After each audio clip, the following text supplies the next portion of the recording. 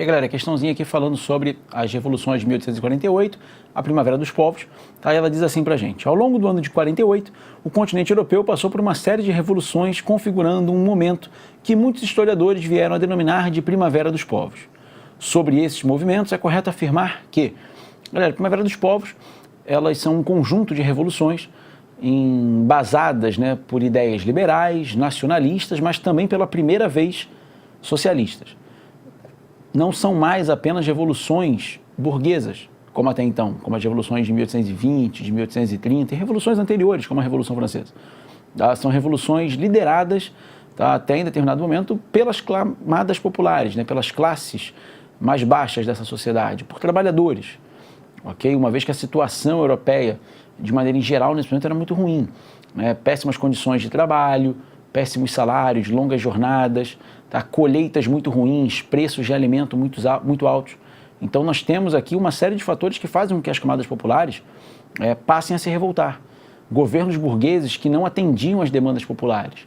Então isso faz com que camadas que antes não tinham liderado processos revolucionários passem a liderança desses processos em 48. Daí a ideia de Primavera dos Povos defendida pelo Marx.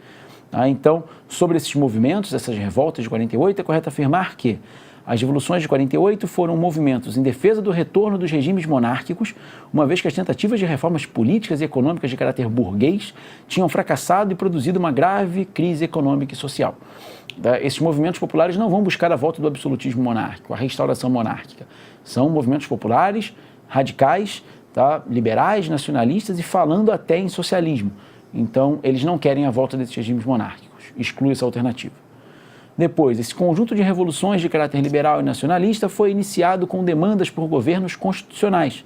E, ao longo do processo, trabalhadores e camponeses se manifestaram contra os excessos da exploração capitalista. Perfeito. Tá? Movimentos que se iniciaram a partir da luta por governos não mais absolutistas, movimentos liberais.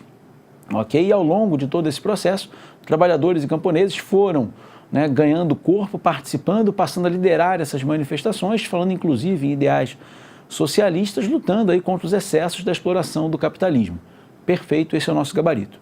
Depois ele fala que o movimento de 48 deu prosseguimento às reformas religiosas, pode parar aí, ok? Não tem nada a ver com a reforma protestante iniciada lá atrás no século XVI. Depois ele fala que a Primavera dos Povos está relacionada à publicação do Manifesto Comunista em fevereiro de 48 e com a organização de ações políticas revolucionárias de cunho anarquista, republicano e secular. Não, tá? A influência do Manifesto Comunista nessas revoluções de 48, ela é muito pequena, tá? Era um panfleto muito novo ainda na história europeia para ter já todo esse impacto de organização sobre o trabalhador. Tá legal? Então a gente pode deixar isso de fora. E ele está falando aqui já também de anarquismo, né? Então não, tá? Vai se falar um pouco de socialismo nessas revoltas, sim. E depois, essas revoluções estavam associadas às demandas burguesas por maior integração comercial e pelo fim das políticas mercantilistas, ainda em vigor em países europeus dominados pela velha classe política aristocrática. Não, tá? De novo, não são movimentos ligados a demandas burguesas, mas ligados a demandas de classes populares. Beleza, galera? Um abraço.